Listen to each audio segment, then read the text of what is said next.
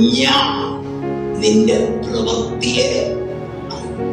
ദൈവത്തിന്റെ ആത്മാവ് പറയുന്നു, ഇതാ ഞാൻ നിന്റെ മുമ്പിൽ ഒരു വാതിൽ തുറന്നു വെച്ചിരിക്കുന്നു.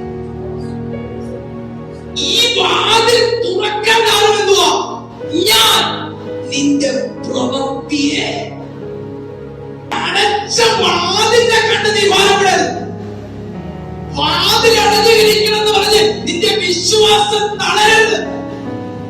അയ്യോ, വാതിൽ തുറക്കുന്നില്ലല്ലോ. തുറക്കാൻ കഴിവുള്ള ഒരു ദൈവത്തെയാണ് നമ്മൾ സേവിക്കുന്നത്. ആ വാതിൽ തുറക്കണമെങ്കിൽ എന്റെ വിശ്വാസം മുമ്പേ പോണം. ഈ പ്രതിസന്ധി മാറണമെങ്കിൽ, ഈ പ്രതികൂലം മാറണമെങ്കിൽ, ഈ തടസ്സം മാറണമെങ്കിൽ ഞാൻ ദൈവത്തിനായി തീരണം.